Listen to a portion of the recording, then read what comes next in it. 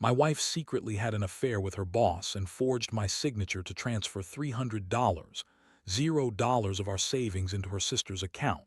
Now she's claiming it was all a misunderstanding, while I discover she's been planning to take everything and leave me with nothing. I never thought I'd be the guy sitting here, writing this out, but here I am. Honestly, it all started with little things, nothing too obvious at first. Sarah, my wife, had been acting a bit different lately. She was more distant, spending more time on her phone, sneaking around with her friends when she thought I wasn't paying attention. I just chalked it up to stress at work or maybe her trying to get her own space. We'd been together for 8 years, married for 5, and I thought we knew each other pretty well. But I guess I was wrong. The first real red flag came about 2 weeks ago. I noticed her phone kept buzzing late at night, and she'd quickly hide the screen whenever I got close. I caught her deleting messages once, nothing explicit, just some weird conversations with a number I didn't recognize. I asked her about it and she brushed it off, saying it was just some old friends from college she was catching up with. I wanted to believe her, but something felt off. Then came the money.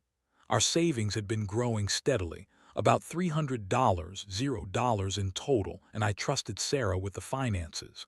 We had a joint account, and I'd always been the one managing the bills, investments, everything. But last week, I noticed a strange transfer on the bank statement.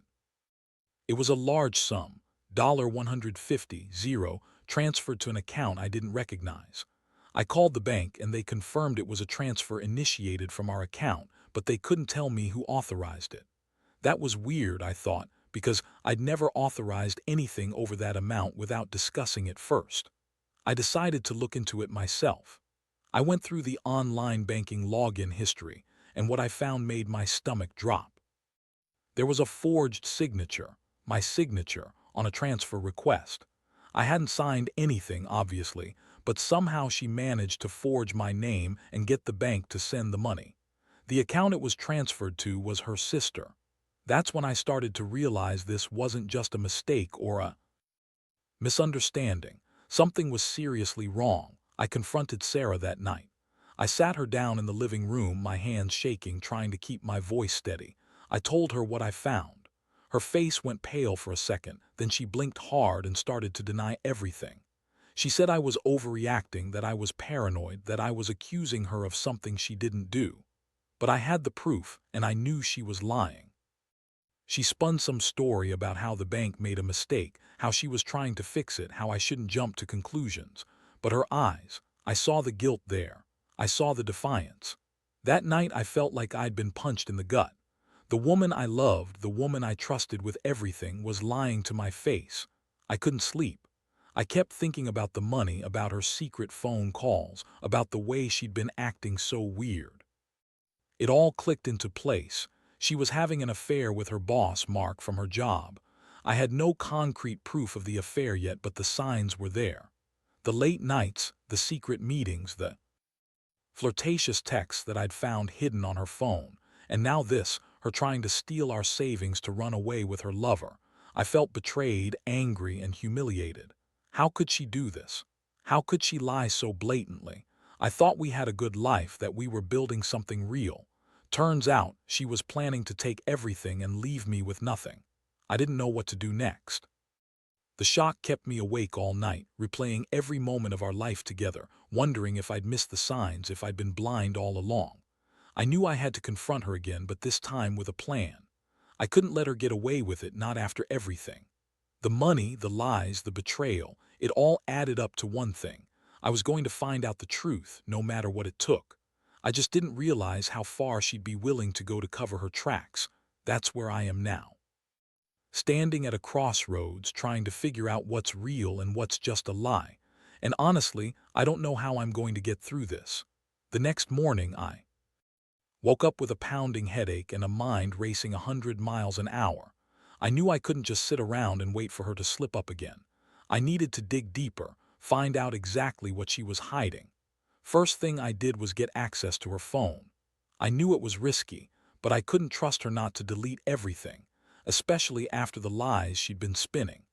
I waited until she went to work, then grabbed her phone when she wasn't looking and started going through her messages. It was a mess. She'd been texting Mark, her boss, for weeks. Flirty stuff, suggestive pictures, things that made my stomach turn. I found a string of texts where they were planning to meet the night before, and she'd even lied about being at a work dinner. She told me she was working late, but I saw her plans to meet him at the hotel downtown. That was the moment I knew for sure she was cheating. The sneaking around, the lies, the money, this was all connected. I kept digging. I found emails from her, suddenly more revealing. She'd been planning this for weeks, maybe longer. I saw receipts for hotel bookings, gifts she bought for him, even a detailed plan to leave everything behind, our house, our savings, everything. She forged my signature on that transfer, and she'd been lying to me every step of the way. It wasn't just about the affair. She was trying to wipe me out financially so she could run off with her lover without a trace. My head was spinning. I felt sick, betrayed, furious. How could she do this? How could she turn our life upside down like this? I trusted her with everything, and now I saw the truth. She'd been planning her escape for months. I wanted to confront her right then, but I knew I had to be smart. I needed proof, something solid I could show her, something that would make her realize I wasn't going down without a fight. I decided the best way to catch her in the act was to set a trap. I knew she'd be coming home early that evening, probably to pack her things or meet Mark again. I installed a hidden camera in the living room. I wanted to catch her red-handed, or at least have undeniable proof of her cheating and her plans to disappear with the money. I also contacted a lawyer I knew from work, someone I trusted, to figure out what legal options I had for freezing our accounts or stopping her from transferring more money. Throughout the day, I felt this strange mix of anticipation and dread. I kept checking my phone, waiting for her to come home. When she finally did, she looked nervous, like she knew I'd found out. She was trying to act normal, but her eyes kept darting around. I could see the guilt in her face, and I knew she was about to get caught. That's when I played the recording from the hidden camera. It was her, packing around the house, talking to Mark on the phone, planning their next move. She was talking about how she was going to leave everything behind, how she was going to start fresh with him, and how she'd finally be free from what she called this boring, predictable life. I felt my blood boil. I confronted her then and there, played the recording, and watched her crumble. She tried to deny it at first, saying it was all just harmless fun, that I was overreacting, that I was paranoid, but I had her dead to rights. She started crying, claiming she never meant for things to get this far, that she was just unhappy and made a mistake. She said she loved me, but I didn't believe her anymore. I saw through her lies. I knew she'd been planning her escape for months, and I was furious that she'd been so manipulative, so deceitful. I told her that I'd had enough. I told her I was calling the lawyer, freezing the accounts, and making sure she couldn't take a dime more. I told her she wasn't going anywhere with my money or my life without facing the consequences. That night, I felt a strange sense of relief mixed with heartbreak. I realized I'd been blind for too long. My wife, the woman I'd loved, had been nothing but a snake in the grass all along. She had betrayed everything we built together, our trust, our future, our savings, and now I had to decide what was next. I knew I couldn't live with someone who lied so effortlessly, who was willing to destroy us for her own selfish reasons. I also knew I had to start rebuilding from the ground up, no matter how painful it was. I was angry, yes, but I was also determined. I wasn't going to let her take everything. Her betrayal had opened my eyes to the reality of who she really was. And despite the hurt, I now understood that sometimes the only way to move forward is to cut ties with what's rotten and start fresh. After I set the trap and caught her red-handed on the recording, everything changed. I felt like I was walking around in a fog, angry, betrayed, and completely numb all at once. I knew I had to act fast, so I called the lawyer I'd spoken to earlier. He told me to freeze all our accounts immediately, and I did that within the hour. No way was she going to empty the bank and leave me holding the bag. I also contacted the bank directly to put a hold on any further transfers or withdrawals, especially since I suspected she was planning to forge my signature again or do something even more reckless. While all this was happening, Sarah was still in the house, acting like nothing was wrong. She kept trying to deny everything, claiming she was innocent, that I was just paranoid, that I was ruining everything over a misunderstanding. I couldn't stand it. Her lies were so blatant now, and her desperation was obvious. She kept crying, saying she loved me, that she'd never hurt me intentionally. I looked at her and thought, if you loved me, you wouldn't be sneaking around, stealing from us, and planning to run away with your boss. I told her she needed to leave. I couldn't have her in the house anymore, not after what I'd discovered. She argued, saying she had nowhere to go, that I was overreacting, that she'd never cheat on me. But I had the recordings, the bank statements, the emails, proof that she'd been lying from the start. I told her I was filing for divorce, that she was not getting away with this. She looked at me with this bitchy, defiant look, then suddenly burst into more tears, claiming she'd do anything to fix it, that she'd never do anything like this again. But I knew better. I knew her real plan was to get as much as she could, then disappear. I spent the next few hours gathering everything I could. I downloaded all her messages, saved the emails, printed out the bank statements. I wanted everything documented. I also reached out to a private investigator I'd known from work, just to have someone keep an eye on her, see if she made any moves. I wasn't going to let her slip away or hide what she was planning. I also started the process of consulting a divorce attorney, just to understand my rights and what I could do to protect myself financially. That night was brutal. I sat alone, staring at the pile of evidence I'd collected. It hit me hard, how someone you trust can turn into a complete stranger overnight. I kept asking myself, how did I miss the signs? How did I not see her sneaking around, her lies, her manipulation? I felt a deep sense of loss, not just of the marriage, but of the woman I thought I knew. I'd been so blind, so in love, that I ignored the warning signs. Now the house felt empty, cold, like a tomb of broken trust. I also couldn't shake the anger, not just at her but at myself for not noticing sooner. I'd given her everything, my time, my love, my money, and she'd been planning her escape all along. The money was the worst part. I worked so hard to build that savings to give us a secure future, and she was ready to blow it all for a fling with her boss. That realization made me feel sick. How could someone be so selfish, so manipulative? She'd been lying to me for months, probably longer. And now she was trying to leave, trying to take what wasn't hers to take. I knew I had to get out of the house. I packed a bag, just some essentials, and told her she needed to leave immediately. I told her that I was done trusting her, that her betrayal had broken whatever was left of our marriage. She argued, begged, even tried to guilt me into letting her stay, claiming she'd do anything to fix this.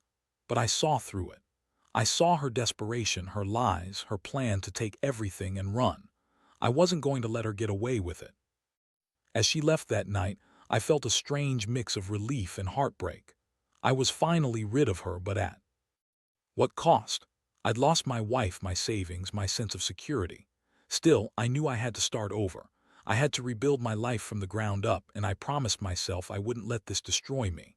The trust was gone, yes, but I still had my dignity and my resolve. Now I'm left with the aftermath, dealing with the legal mess, trying to figure out how to move forward. I don't know what the future holds, but I do know I'll never let someone manipulate and betray me like that again. It's a hard lesson. Trust is fragile, and sometimes the people closest to you are the ones who hurt you the most. But I'm determined to come out of this stronger, even if it's just one step at a time. The days after she left felt like a blur. I was caught between relief and anger, grief and determination. The house was eerily silent, every corner echoing her absence. I spent most of my time on the phone with the lawyer, trying to get everything in order. Divorce papers, protection orders, and the legal steps needed to freeze her assets and prevent her from running off with more money. The bank was cooperative once I provided the evidence I'd gathered, but I knew this wasn't over yet. She had a head start, and I had to stay one step ahead. I also hired the private investigator I'd talked to earlier. I needed to know if she was making any moves, if she was trying to contact her sister or anyone else to help her hide or transfer more money. The Pies reports confirmed my worst fears. She was trying to clean out the accounts, make plans to disappear, and even had a stash of cash hidden somewhere. I felt sick reading those updates. It was like watching her plan her escape while I was left picking up the pieces. Emotionally, I was a wreck. I kept replaying everything, her lies, her betrayal, the moment I found out she'd been cheating on me with Mark. I thought about all the moments I'd dismissed, the little things that now seemed so obvious. The late nights, the secretive phone calls, the way she'd act like she was so busy but was really just sneaking around. It all hurt so much. I'd trusted her with my life, my future, my savings, and she'd used that trust to stab me in the back. I also felt a deep shame. How did I not see this coming? How did I let her manipulate me into thinking everything was fine? It's embarrassing to admit, but I was so blinded by love that I ignored the warning signs. I was the fool who thought I had a partner for life, not someone planning to cheat and steal from me. I kept asking myself, was I just a fool? Or worse, was I just too comfortable, too complacent? Whatever it was, I knew I had to pick myself up and move on. The hardest part was facing the reality that she was probably gone for good. She'd taken her clothes, some of her things, and left behind a trail of lies. I found her stash of cash hidden in a box in the closet, enough to start over, but it felt hollow. All I could think about was the money she'd already transferred, the part of our savings that she'd managed to steal. I knew it was just the beginning. She was planning to leave with more, and I had to be ready for her next move. To cope, I started documenting everything. Every email, every text, every bank statement, every call with the lawyer or pie. I wanted a clear record, just in case she tried to come back or fight me in court. I also reached out to friends and family, telling them what had happened. Not for sympathy, but for support. I needed people I could trust, people who could remind me I wasn't crazy for feeling this way. Some of them were angry on my behalf. Others just listened quietly as I poured out my frustration and sadness. One thing that struck me was how easily she lied. She was so convincing, so bitchy when denying everything that I almost believed her at first. But now, with all the evidence stacking up, I saw her for what she truly was: a liar, a manipulator, a thief. She tried to gaslight me, make me doubt myself. She played the victim, crying and claiming she loved me, all while secretly planning her exit. That realization was the hardest to swallow. I'd been played for a fool. Despite all that, I refused to let her win. I wasn't going to be the guy who gets completely destroyed by betrayal. I was angry, yes, but I also felt a strange sense of clarity. I knew I needed to focus on myself now. My job, my health, my future. I started working out again, trying to get some control back. I also began seeing a therapist, something I'd been putting off for years, to help me process everything. I knew I couldn't just sweep this under the rug. I had to deal with the pain, the betrayal, the anger. As I sit here writing this, I realize I've come a long way from that naive guy who thought everything was perfect. The trust is shattered, but I'm still standing. I've learned that people can surprise you in the worst ways, but I've also learned that you have to fight for yourself. You have to protect what's yours, even when it feels like the world is crashing down around you. And most importantly, I've learned that sometimes the only way to truly move forward is to face the pain head-on, no matter how hard it is. The weeks that followed were a roller coaster. I managed to get a temporary restraining order against her, which kept her from contacting me or trying to access any of our joint accounts. It was a small victory, but it felt like a step in the right direction. Still, I couldn't shake the feeling that she was out there somewhere, plotting her next move. I kept the house under surveillance, just in case she tried to sneak back or do something reckless. Meanwhile, I was deep in the legal process. My lawyer worked tirelessly, trying to freeze her assets completely and prepare for the divorce proceedings. We also filed paperwork to get a court order to return the stolen money, at least the portion she transferred out of our account. It was frustrating because I knew she was probably hiding more, and I worried she might try to claim she was the victim or that I was the one screwing everything up. But I had the evidence, and I was determined not to let her get away with it. Emotionally, I was exhausted. The betrayal cut so deep that sometimes I wondered if I'd ever trust anyone again. Every time I saw her name pop up on my phone or saw her face in my mind, I felt a surge of anger or sadness. I was angry she'd lied and manipulated me, but I was also sad because I still loved her, no matter how much I tried to convince myself that I didn't. I kept asking myself how I'd let it get this far, how I'd missed all the warning signs. I replayed every argument, every moment I thought was normal, trying to find where I went wrong. One thing I realized was how much I'd been codependent. I'd been so eager to keep the peace, to make her happy, that I ignored my own instincts. I suppressed my doubts, convinced myself that she was just stressed or busy. But now I saw the truth. I was just avoiding the confrontation because I was afraid of losing her. That fear blinded me, and she exploited it for her own benefit. The hardest part was accepting that she might never come back. I'd left the house after she moved out, changed the locks, and started living alone. It was lonely as hell. The silence was deafening. I kept wondering if I'd ever feel normal again, if I'd ever trust someone that deeply. But I also knew I had to focus on healing. I started therapy seriously, working through the anger and betrayal. I even joined a support group for people going through similar situations. It helped to hear others' stories and realize I wasn't alone. I also took steps to rebuild my finances. I met with a financial advisor, cleaned up my credit, and started planning for the future. I wasn't just going to sit around feeling sorry for myself. I was going to come out of this stronger. I knew that if I didn't take control, her betrayal would ruin me completely. So I set new goals, small at first, saving more, investing wisely, and making sure I'd be okay without her. During this process, I discovered some surprising things about myself. I was more resilient than I'd thought. I'd been so beaten down by her lies and manipulation, but I refused to let her win. I realized that my worth isn't defined by her betrayal or the money she stole. It's about how I pick myself up, how I rebuild my life. And honestly, I'm starting to see a light at the end of the tunnel. Now I'm at a point where I can honestly say I'm healing. I'm still angry sometimes, still hurt, but I'm also stronger. I know I'll never forget what happened, but I refuse to let it define me. I want to find happiness again, maybe not with her, but for myself. It's a slow process, and I know there will be setbacks, but I'm determined to move forward. I've learned a lot about trust, about betrayal, and most importantly, about myself. And I want others to know, no matter how dark things seem, there's always a way out. You just have to keep fighting for yourself.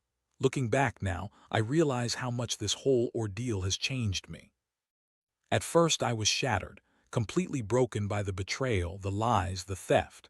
It felt like my entire world had crumbled overnight. But slowly, piece by piece, I started putting it back together.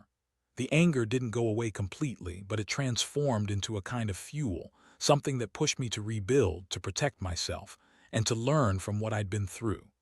One of the most important lessons I've learned is about trust. I used to believe that trusting someone blindly was a sign of love. Now I see it differently. Trust is something earned, something fragile that must be guarded carefully. I've become more cautious, more aware of red flags I might have ignored before. I don't hold on to people just because I want to believe in the best of them. I pay attention to the signs, even if they're uncomfortable. Financially, I've come to see the importance of being vigilant. I thought I knew everything about our money, but apparently I'd been too trusting. Now I keep a closer eye on my accounts, and I've learned to be more involved in the financial decisions. It's not just about protecting my money, it's about protecting my future. That experience taught me that even the people closest to you can betray you when you least expect it, so vigilance is necessary. Emotionally, I've grown stronger. I still get moments of sadness or anger, but I no longer let them consume me. I've learned to process my feelings, to confront them instead of suppressing them. Therapy helped immensely, giving me tools to cope and ultimately move on. I've also started dating again, cautiously, but with a new sense of awareness. I realize now that not everyone is out to hurt you, but you have to be smart about who you trust. Most of all, I've come to appreciate the value of self-respect. Betrayal forced me to look at myself honestly. I see now that I deserve honesty, loyalty, and respect, not just from others but from myself. I refuse to settle for less anymore. That doesn't mean I think I'm perfect. It means I understand my worth and won't accept anything that diminishes it. This experience has been painful, no doubt, but I wouldn't change it because it made me realize what truly matters. It taught me resilience, self-reliance, and the importance of setting boundaries. I've learned that sometimes you have to go through the darkness to see the light, and that healing is a process, not an event. So, if there's anyone reading this who's going through something similar, I want to tell you, it's okay to feel broken, to feel angry, to feel lost. But don't let those feelings define you. Keep fighting, keep moving forward. You are stronger than you think, even when it feels like the world is against you. Trust me, eventually, you'll find your way out of the darkness. And when you do, you'll be surprised at how much stronger you've become.